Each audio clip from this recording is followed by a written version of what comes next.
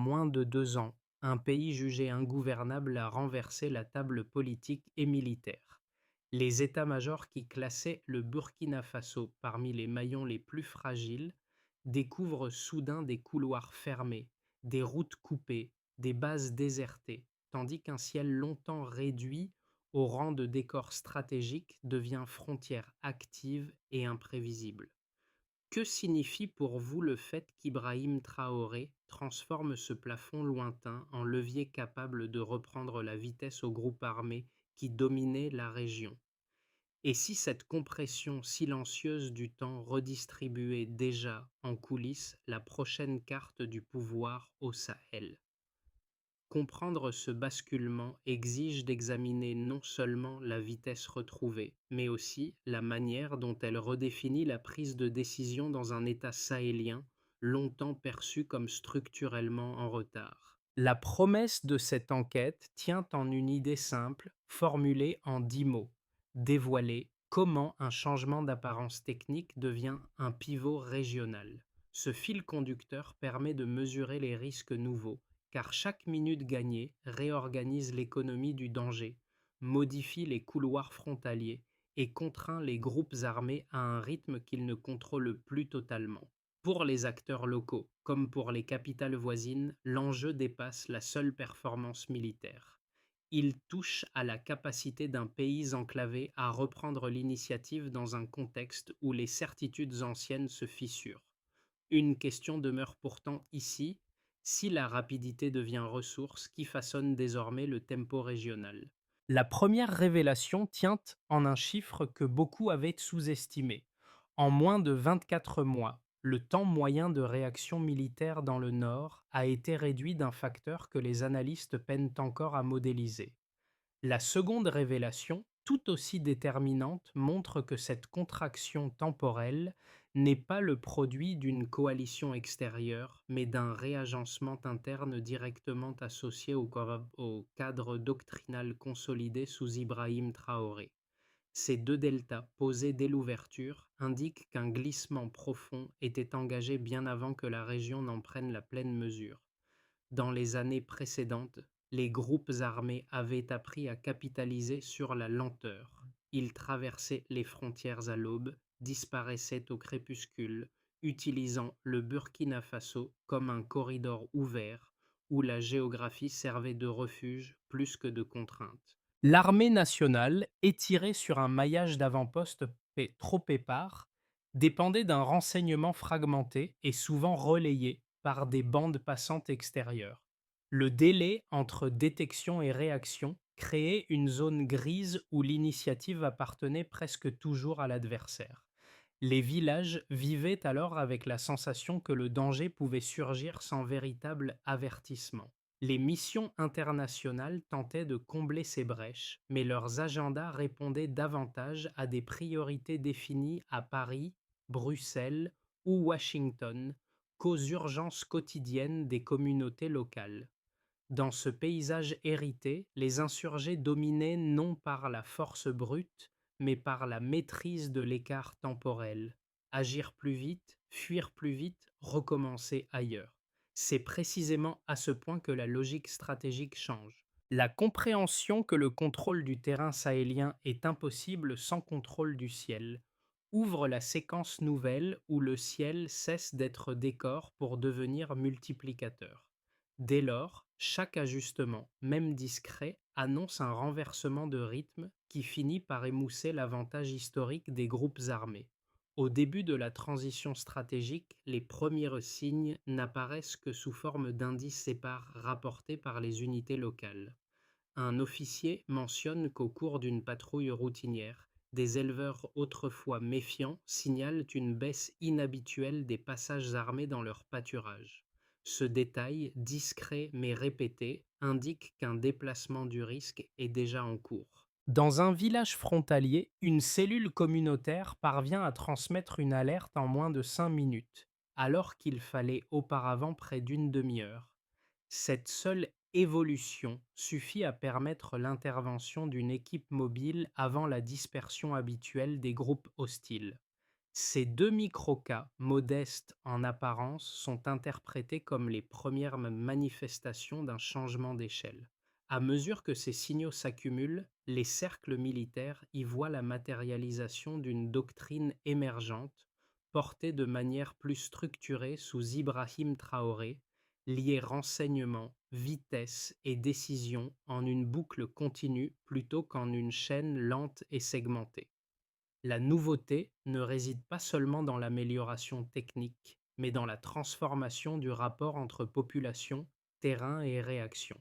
Les communautés, voyant que leurs alertes débouchent sur des réponses tangibles, modifient leur comportement, les hésitations reculent, les signalements gagnent en précision, la chaîne de coordination se resserre. Ce basculement précoce révèle une idée simple. Lorsque la vitesse devient facteur de confiance, même les zones longtemps perçues comme imprévisibles commencent à produire des trajectoires plus lisibles. Et c'est de cette lisibilité nouvelle que naît la possibilité d'un changement durable. C'est à ce moment-là que le dispositif s'active. La transition commence presque imperceptiblement. Une série de vols d'essai discrets mais réguliers traverse le nord du pays. Les pilotes répètent des trajectoires basses, testent les capteurs thermiques, ajustent les approches nocturnes. Les unités au sol remarquent que quelque chose change. Les demandes de reconnaissance sont traitées plus vite, les validations arrivent en minutes plutôt qu'en heures. Ce glissement silencieux constitue le véritable début de la bascule. Rien n'est encore communiqué, mais l'architecture opérationnelle se resserre. Les fragments de renseignement cessent d'être isolés. Ils se joignent en une séquence compactée. La dynamique, bien que fragile, prend forme.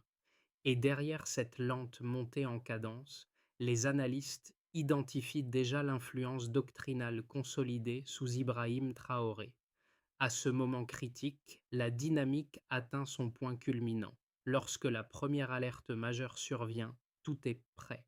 Une colonne armée traverse la frontière au crépuscule, comptant sur l'ancien retard structurel. Cette logique, autrefois prévisible, n'existe plus.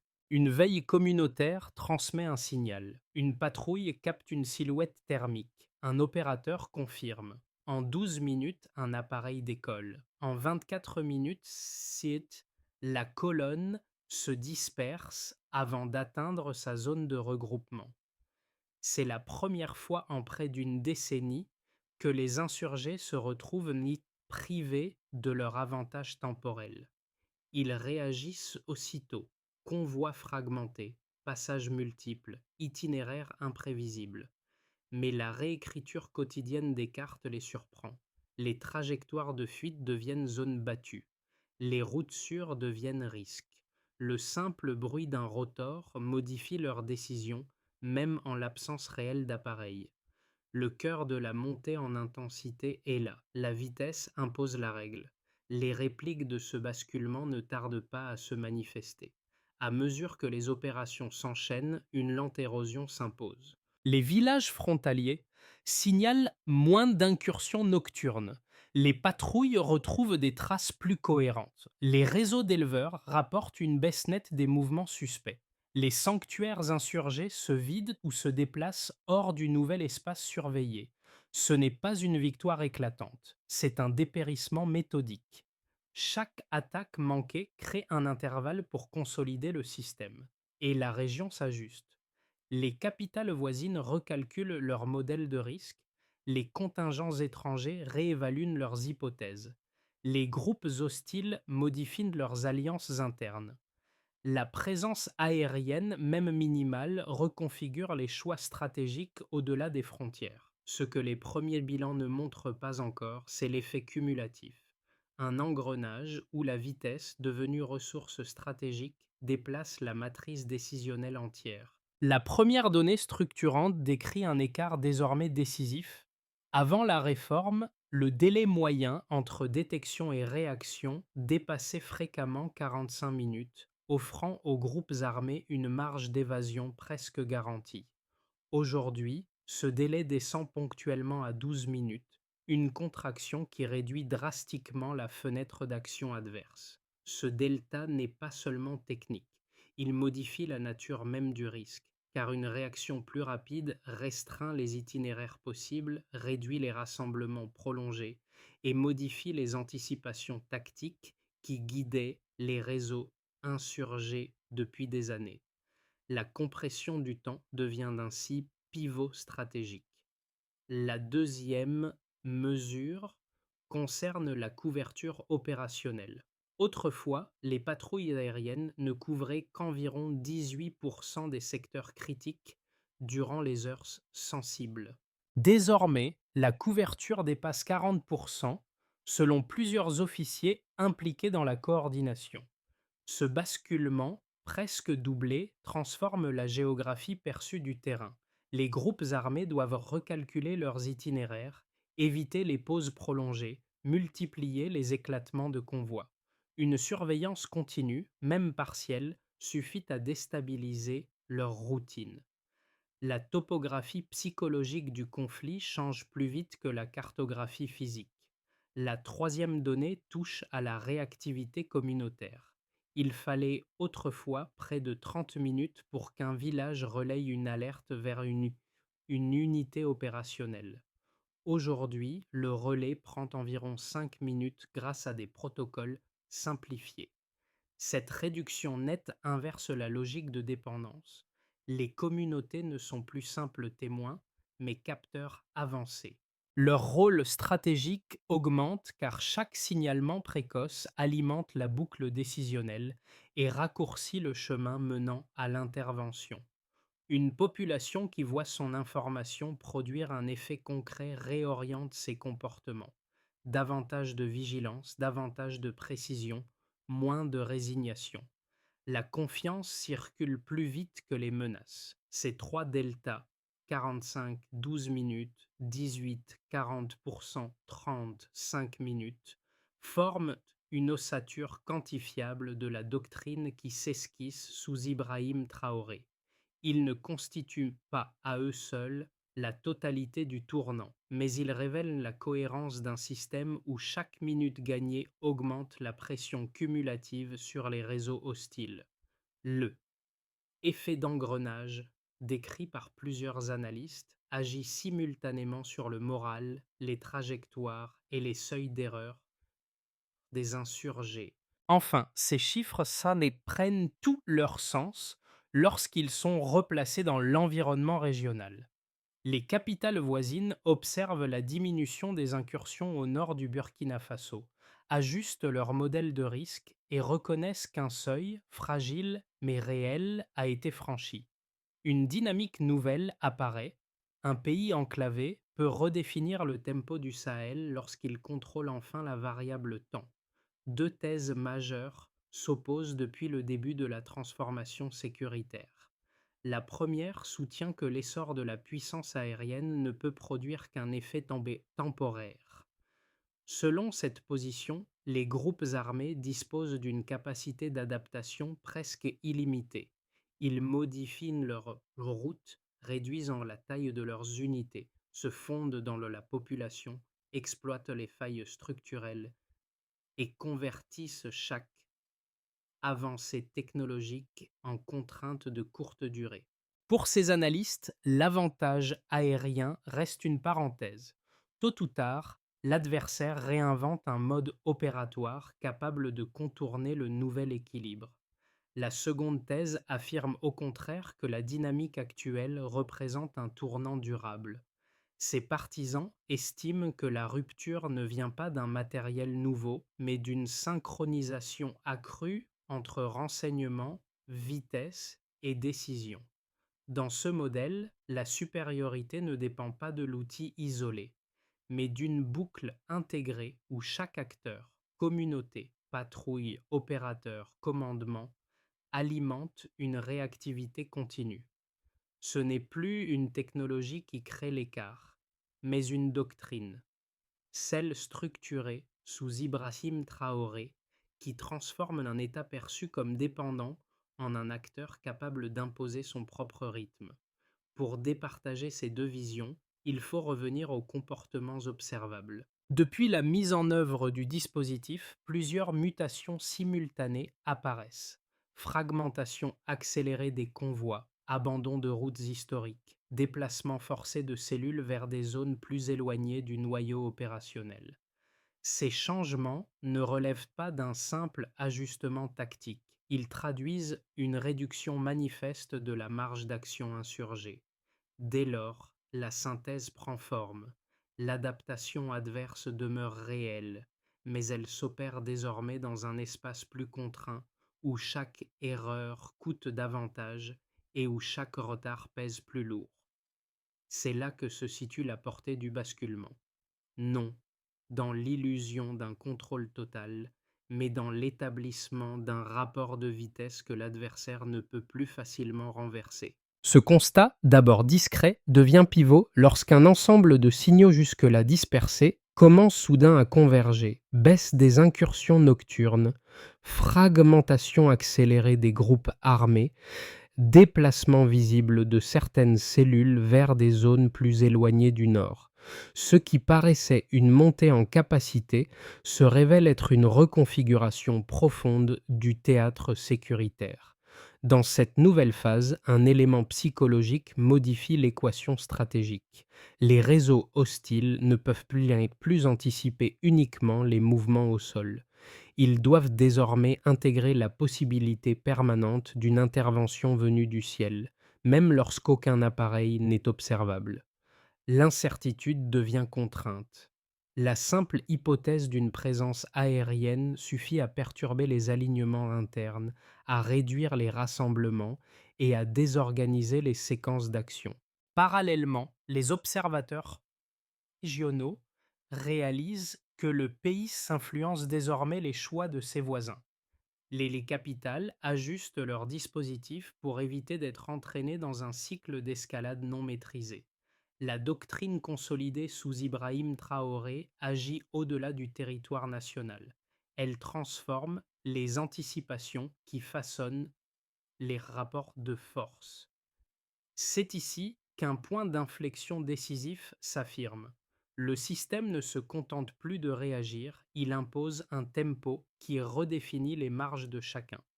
Les effets concrets de la transformation sécuritaire apparaissent d'abord à l'échelle étatique. Au niveau national, la réduction drastique des délais de réaction, atteignant ponctuellement 12 minutes, permet une redistribution des ressources. Moins de forces sont absorbées par l'urgence permanente. Davantage peuvent être affectées à la consolidation territoriale. Les centres de commandement, autrefois dépendants de relais extérieurs, fonctionnent désormais avec une autonomie accrue. Cette autonomie renforce la crédibilité institutionnelle du Burkina Faso et transforme la manière dont l'État gère ses marges. Les administrations locales, mieux appuyées, rétablissent progressivement des circuits logistiques longtemps interrompus. La doctrine structurée sous Ibrahim Traoré crée un cadre opérationnel plus cohérent où le temps cesse d'être une faiblesse structurelle. Au niveau économique, les conséquences sont indirectes mais profondes. La baisse des incursions dans plusieurs zones du Nord réduit les perturbations sur les axes commerciaux et les couloirs pastoraux. Les transporteurs signalent moins d'interruptions forcées, un signe de fluidité accrue. Cette amélioration, encore fragile, ouvre la voie à un retour graduel des investissements locaux. Plusieurs PME envisagent déjà de réactiver des circuits suspendus. Lorsque le risque devient plus prévisible, même sans disparaître, l'économie retrouve sa capacité d'adaptation. La stabilité naît ici de la continuité plutôt que de l'absence totale de menaces. Au niveau sociétal, les populations perçoivent un changement tangible. Dans certains villages, le simple fait de savoir qu'une réponse aérienne peut intervenir rapidement modifie les comportements. Les signalements augmentent, les déplacements nocturnes diminuent, la coopération avec les unités locales s'intensifie. Le sentiment d'abandon, présent depuis des années, commence à reculer. Cette évolution n'est pas seulement opérationnelle, Elle transforme la relation entre citoyens et institutions. La doctrine portée par Ibrahim Traoré, centrée sur la vitesse comme ressource, agit ici comme outil de réassurance collective. Au niveau régional, les capitales voisines ajustent leur modèle de risque, observant la diminution des incursions au nord du Burkina Faso. Le Mali et le Niger, engagés eux aussi dans des recompositions sécuritaires, perçoivent l'avantage d'un partenaire réactif. Simultanément, certains acteurs extérieurs réévaluent leur marge d'intervention. Une opération mal calibrée pourrait déclencher une séquence incontrôlable dans un environnement devenu plus sensible à la dynamique du temps. Cette prudence nouvelle traduit une réalité. Les anciennes grilles d'analyse occidentales ne suffisent plus à lire la région. Un pays capable de compresser le temps redéfinit inévitablement la carte du pouvoir. Pris ensemble, ces quatre dynamiques montrent que les conséquences dépassent largement le champ militaire pour former un système de transformation interdépendante. Les prochains mois laisseront apparaître l'ampleur réelle de la transformation sécuritaire en cours. Trois trajectoires plausibles se dessinent déjà à partir des tendances observées et des ajustements régionaux. Ces scénarios n'attribuent aucune certitude, mais éclairent la façon dont la dynamique initiée sous Ibrahim Traoré pourrait évoluer dans un environnement encore instable. Dans un premier scénario, de base, marqué par une stabilisation sous tension, le système actuel se stabilise progressivement. Les délais de réaction demeurent compressés, même si les capacités aériennes restent sollicitées à la limite de leur endurance. Les groupes armés s'adaptent, mais sans retrouver l'initiative temporelle qui leur permettait autrefois de dicter la séquence opérationnelle. Les capitales voisines poursuivent une attitude prudente, ajustant leur modèle de risque sans chercher la confrontation. Ce scénario instaure un équilibre fragile mais durable, où la réactivité nationale contient les menaces sans les neutraliser complètement. Dans un scénario optimiste, marqué par un renforcement structurel, une amélioration logistique permet de maintenir les appareils en opération plus régulièrement. La fusion des sources de renseignement progresse. Données communautaires, imagerie satellitaire et détection thermique convergent dans un flux plus cohérent. Les communautés jouent un rôle accru dans la chaîne d'alerte et les corridors frontaliers connaissent une baisse mesurable des mouvements hostiles. Une coopération régionale pourrait même se matérialiser, créant un bloc sahélien plus autonome et moins dépendant d'acteurs extérieurs. Dans un scénario pessimiste marqué par une surcharge et une dérive, les contraintes techniques s'accumulent. Cycle de maintenance allongé, appareils immobilisés, usure opérationnelle. Les insurgés exploitent les intervalles pour reprendre initiative et influence dans certaines zones. Une pression géopolitique accrue, tensions régionales ou inquiétude de puissances extérieures pourraient provoquer une spirale d'erreurs d'interprétation. Une surenchère discrète entre États voisins transformerait alors le Sahel en espace de compétition persistante. Une clé de lecture se dégage. Pour comprendre correctement ces 12 prochains mois, il faut considérer la vitesse non comme avantage ponctuel, mais comme ressource stratégique. Sa conservation dépend autant de la logistique que de la doctrine. Cette grille conditionnelle permet d'évaluer chaque variation non comme un signe isolé, mais comme un test de cohérence du système. Comprendre cette transformation nécessite aussi de se tourner vers ceux qui en ressentent les effets au quotidien. Un premier groupe est constitué des populations directement exposées. Pour elles, le changement se mesure en minutes gagnées sur la peur. Les incursions nocturnes diminuent dans certaines zones, certaines routes autrefois évitées sont de nouveau empruntées et les signalements communautaires deviennent plus réguliers. Ces habitants évaluent la sécurité non à travers des communiqués, mais à travers la rapidité de la réponse. La vitesse, devenue ressource opérationnelle sous l'impulsion d'Ibrahim Traoré, influence leurs déplacements, leurs travaux et leur rapport à l'État. Un deuxième groupe rassemble les acteurs économiques. Ils analysent les mutations à travers les flux. Moins de perturbations signifie une logistique plus prévisible. Les transporteurs reconstituent des itinéraires, les commerçants relancent des échanges suspendus et les PME réévaluent leurs marges de risque. Leur stabilité dépend moins de la disparition totale des menaces que de la capacité à anticiper les variations du terrain. Lorsque les rythmes deviennent lisibles, les circuits économiques respirent de nouveau. Un troisième groupe concerne les observateurs extérieurs. Diplomates, analystes et institutions régionales voient dans cette recomposition un ajustement plus large des équilibres sahéliens. Le Burkina Faso impose désormais un tempo que peu avaient anticipé. Certains y voient une opportunité de coopération renforcée. D'autres redoutent une zone plus sensible aux escalades. Ce qui unit ces regards, c'est la reconnaissance qu'un pays enclavé peut, en maîtrisant la variable temps, influer sur des dynamiques dépassant largement son territoire. Ces trois angles rappellent que la sécurité ne relève pas uniquement de l'appareil militaire, mais d'une interaction continue entre comportement, flux et anticipation.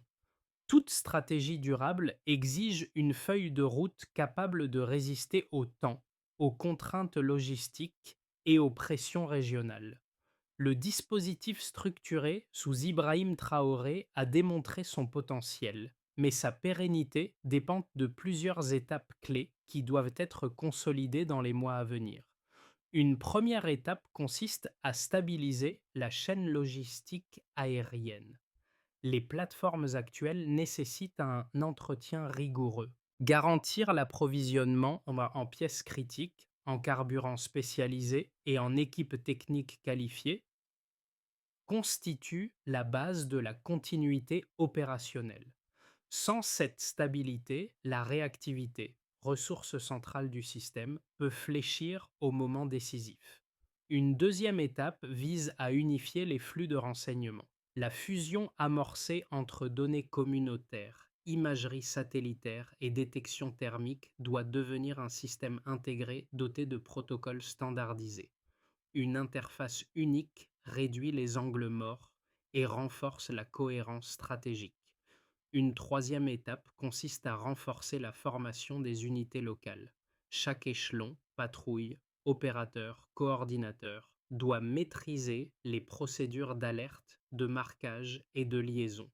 L'autonomie du dispositif repose sur cette compétence distribuée. Une quatrième étape cherche à étendre la coordination régionale. Sans alignement avec les pays voisins, les corridors d'évasion risquent de se déplacer plutôt que disparaître. Une architecture coopérative réduit ces zones grises et limite les interprétations militaires hasardeuses. Une cinquième étape consiste à instaurer une évaluation continue. Un suivi trimestriel des délais de réaction, des mouvements frontaliers et des signalements communautaires permet d'ajuster la doctrine et d'éviter les dérives prévisibles.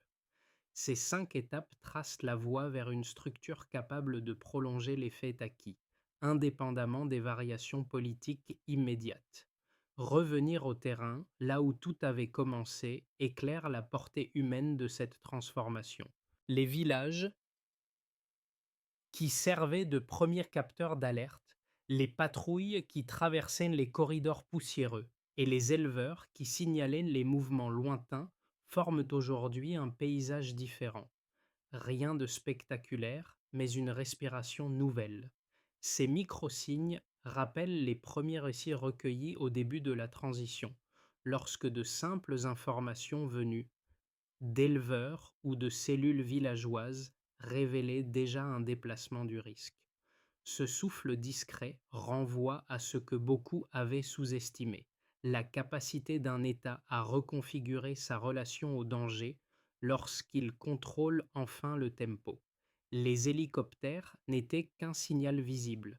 Le véritable changement réside dans la cohérence d'un système capable de tenir jour après jour grâce à la doctrine articulée sous Ibrahim Traoré, Les communautés deviennent les témoins les plus fidèles d'un mouvement en cours, souvent invisible dans les rapports officiels. Dans un Sahel où la poussière efface parfois les frontières, chaque avancée, même légère, prend une dimension collective. La vitesse devient une forme d'ancrage. Et dans cette recomposition, un horizon plus stable cesse d'être une abstraction. Il devient une possibilité réelle portée par ceux qui vivent la transformation au quotidien. La transformation en cours ne se lit pas seulement dans les opérations militaires ou les analyses stratégiques, mais aussi dans les gestes dialogues silencieux qui réapparaissent au quotidien. Un village qui signale plus vite, un éleveur qui reprend une route abandonnée, un commerçant qui rouvre un itinéraire suspendu. Ces gestes, mis bout à bout, composent une dynamique collective qui dépasse la seule action de l'État. Ils témoignent d'une confiance fragile mais réelle, nourrie par une doctrine où la vitesse devient outil de stabilité. S'intéresser à cette évolution, c'est reconnaître que le Sahel ne se résume pas à ses crises, mais à sa capacité à ajuster son propre rythme. C'est aussi accepter que les prochains mois offriront autant de risques que d'opportunités. Si vous souhaitez suivre ces mouvements, comprendre leurs inflexions, débattre de leurs implications ou simplement confronter votre lecture de la région, cet espace restera ouvert pour poursuivre l'analyse. Comment percevez-vous, vous, l'impact de cette transformation sur l'avenir du Sahel?